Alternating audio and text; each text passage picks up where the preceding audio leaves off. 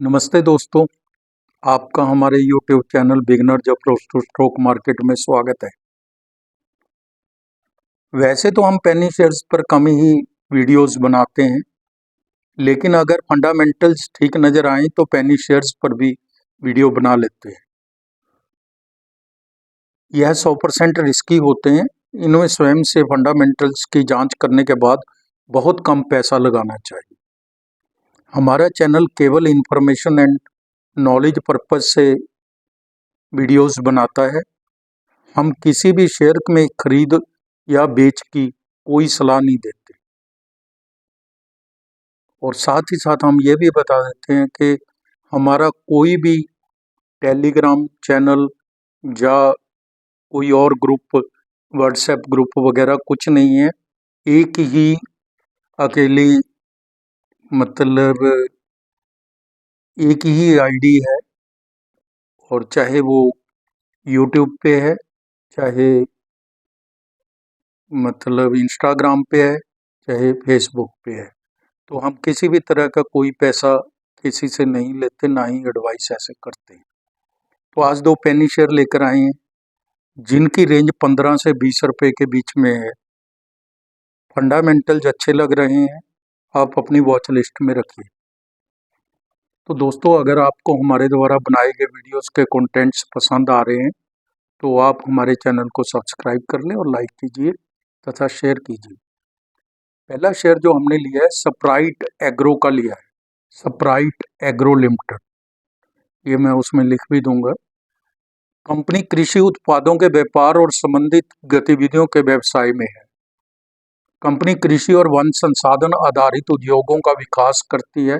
स्वयं के खेतों में या पट्टे पर लिए गए खेतों में विभिन्न कृषि फसलों, वन, अन्य वृक्षारोपण, बागवानी फसलों, ग्रीन हाउस, नेट हाउस, औषधीय और सुगंधित पौधों के पौधे लगाती है। सिंपल सा है, या तो जमीन पट्टे पे लेती है, उसके ऊपर ये अपनी खेती करती है। सभी प्रकार के कृषि अन्य वस्तुओं के निर्माता, आयातक और निर्यातक, थोक विक्रेता, खुदरा विक्रेता और डीलर के रूप में कार्य करते हैं। नेचुरल है, कंपनी बड़ी तो है ही। जो कम मार्केट कैप है 1600 करोड़ है, अच्छी खासी है। मूल्य 14 रुपये 90 पैसे है। 52 वीक हाई एंड लो 44 रुपये और 4 रुपये है। बुक वैल्यू 1 रुपये 16 पैसे है।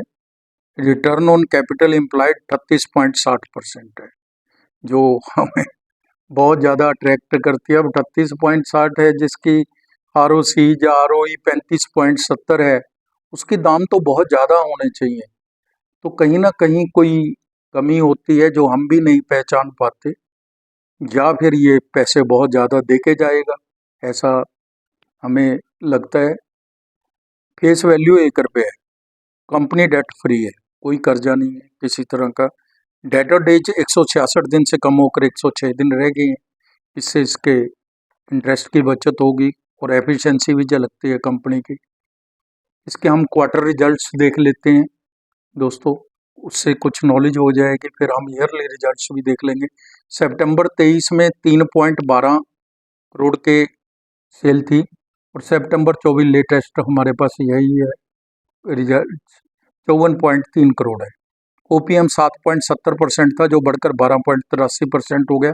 नेट प्रॉफिट 0.18 करोड़ यानी कि 18 लाख था, जो अब 6.96 करोड़ है, 7 करोड़ के आसपास। सेल, OPM, नेट प्रॉफिट तीनों में ही बहुत बड़ी इंक्रीज है।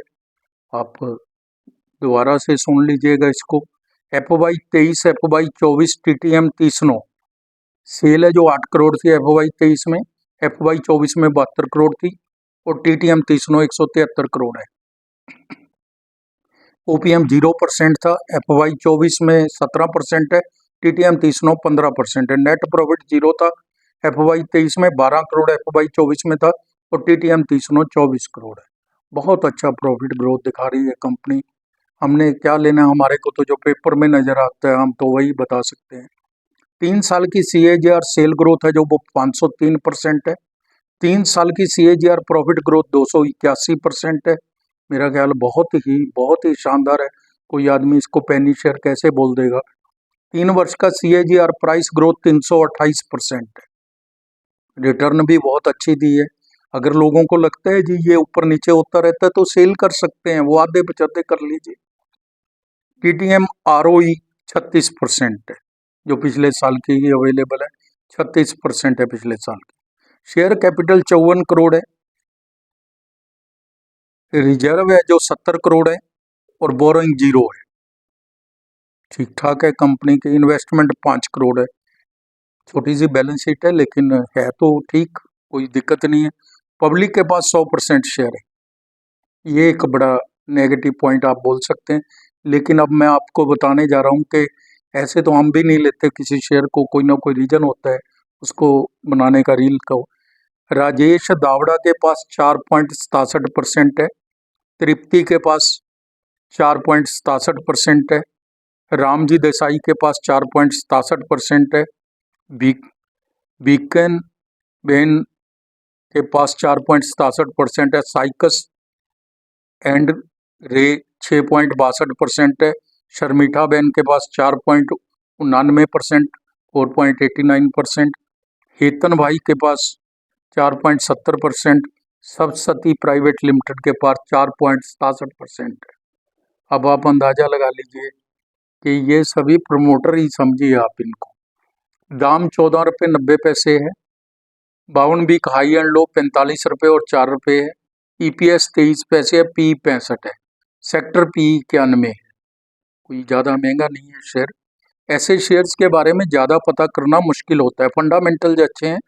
जैसा मैं अक्सर कहता हूं कि हम केवल बैलेंस शीट या फंडामेंटल एनालिसिस कर सकते हैं जो काफ़ी मजबूत नज़र आ रहे हैं। ऐसे शेयर्स में 2,000-3,000 रुपये लगाकर छोड़ देना चाहिए।